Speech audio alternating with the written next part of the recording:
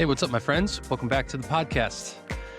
So I am finally giving into the vibes, my friends. I have I have long talked a lot of crap about the vibe coding world, and I'm here today to say, you know what? I give in. I give up. I'm on the bandwagon.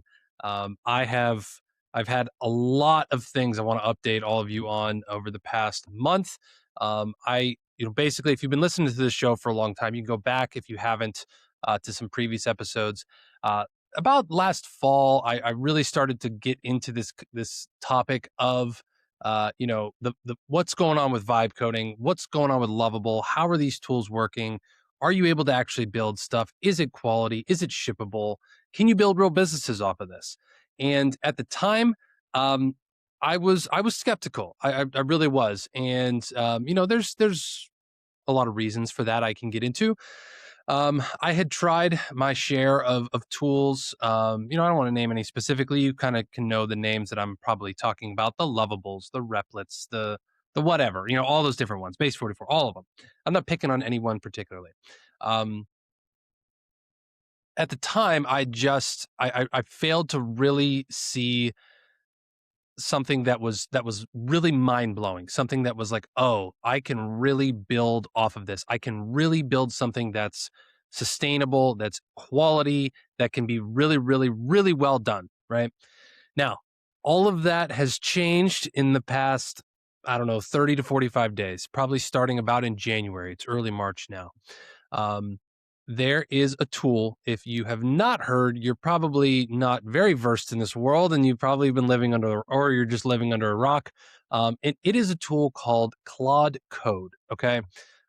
This, my friends, I think finally something finally clicked in my mind, and something was finally like, oh, this caused me to really pay attention. This caused me to really dive down the rabbit hole and really investigate what was going on with this. There's been a lot of stuff about Anthropic and Claude in the news recently. We talked about it on a previous episode with a guest of mine. There has been, at the time of this recording, that the government and Anthropic have fallen out of that deal that they were having, because Anthropic did not want to give the government unrestricted access to the entire technology, which I would tend to fall in agreement with. I kind of see that as a pretty noble thing. I think that was, just from a personal perspective, I really think that what the CEO of Anthropic really thought through, that was a very hard decision to make. I mean, I'm glad that I was not the person that had to make that decision. I can only imagine the pressure that was put on him for that kind of stuff. But I will say, bravo to him for standing true in his beliefs, in the company mission, and for really holding that line. Which I'm sure when the government is pressuring you to do stuff, thank God we live in America, is all I can say. I mean, that was quite the story, quite the story. So that's just kind of my thoughts on that. But then there's also been this whole flood of people away from ChatGPT into Claude, which actually took the server down, I believe, on Monday, this past Monday, which was pretty interesting. And it's just a very interesting phenomenon to see how all of this is going. But I'm not here to talk about the political ramifications and all that kind of stuff with it. I'm here to talk about the tool, right? Now, I will say, back in January, I really, decided to dive down this Claude Code rabbit hole. And holy shit, am I glad I did, man. I think this tool is going to be an absolute game changer, not only for me personally inside of what I do and how I run Dapper No Code, but just for millions and millions of people. And it already has been, right? And I will say, I am nowhere near a well-versed expert on this stuff. I don't know if anybody really can claim to be, because it is something that is so relatively new. It's not like it came out in January, but you know what I mean? All of this stuff, people can't claim to have years and years of experience, right? Because it's just not that old of stuff. But man, the more I dive down this, the more I have really, really seen just how not only like a future pacing thing of like, wow, this is really going to change. And it's not only just for vibe coding. It's not just for building apps, right? If you link Claude Code and you download a tool called Visual Studio Code, you can have an extension that is a Claude Code extension inside of Visual Studio Code.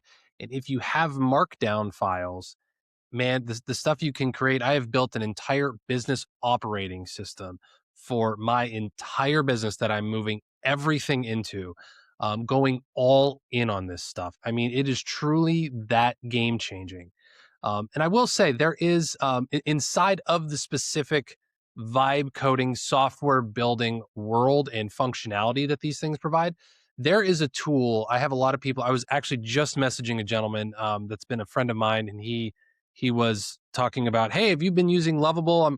It's working really, really well for my web application, but it doesn't have mobile stuff. I can't push it to the app store.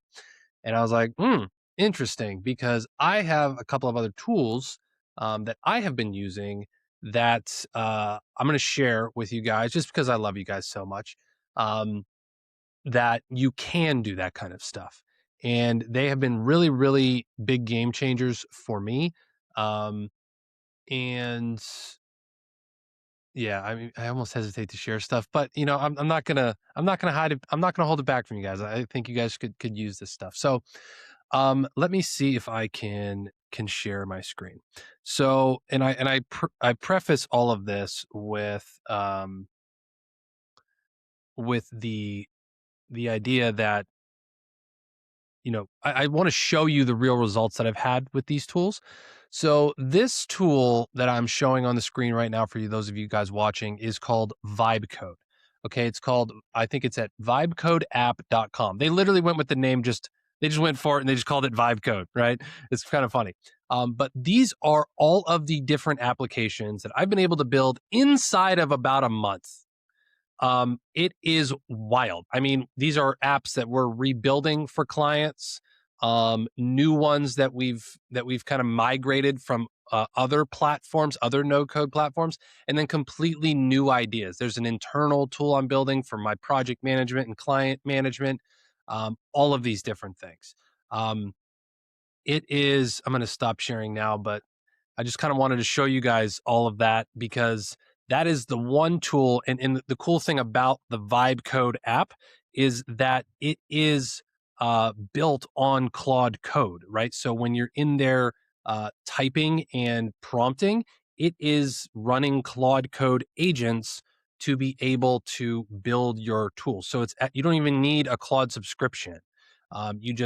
You basically pay for credits just like anything else, and you can have it on auto reload, and then you just go, right? So I have my card set on an auto reload, and then every time it gets below $5, it just pays more, and I got all those credits, and it goes back down, and right. So I have found that it can get a little expensive, depending, but it also depends on the model that you're running, right? You can actually pick if you run Sonnet, which is one of their lower level ones. It's a lot cheaper.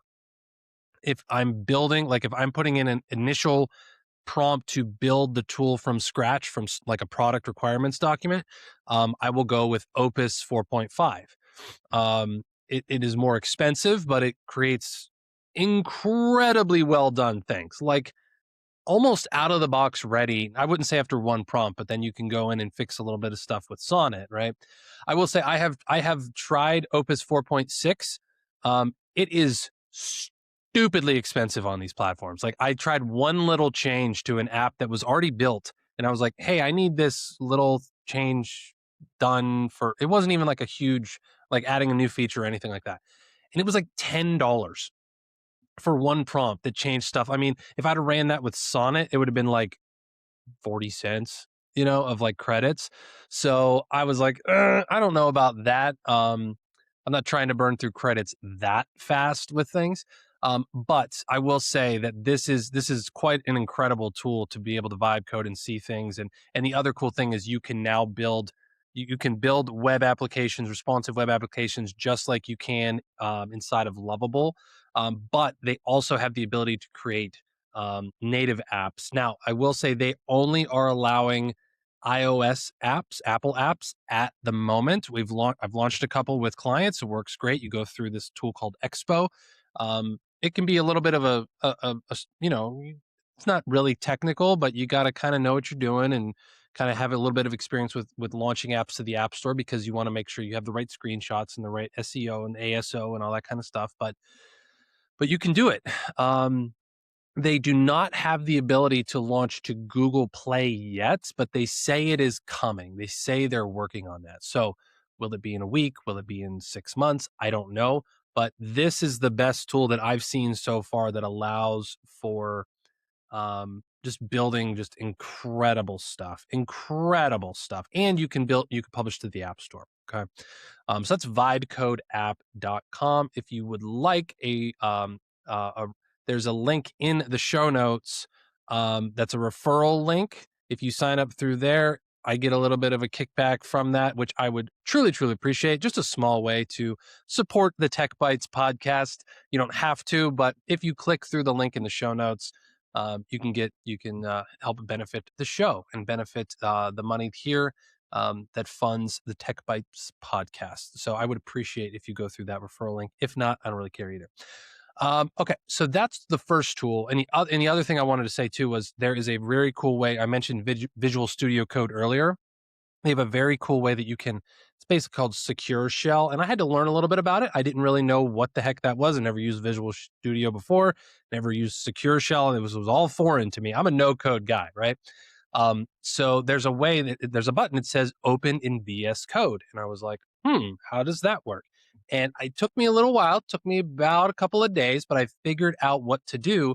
And now what I can do is basically open up the app in the editor here in VibeCode.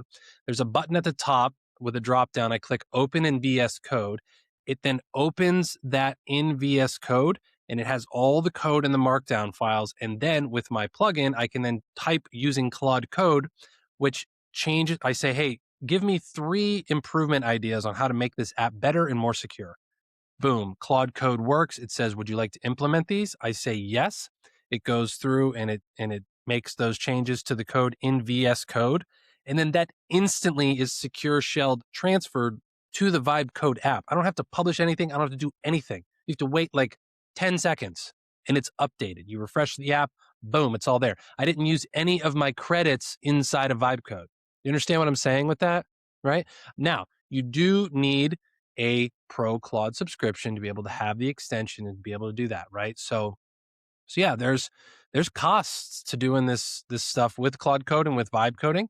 But I will say it is the benefits and the revenue that's possible way outweigh, so much outweigh the costs that you're going to incur, right? The other one I wanted to show you guys was a tool that I have seen, which has been kind of similar. And it's called onspace.ai. Now you can build a couple of different things. You can do websites, web applications.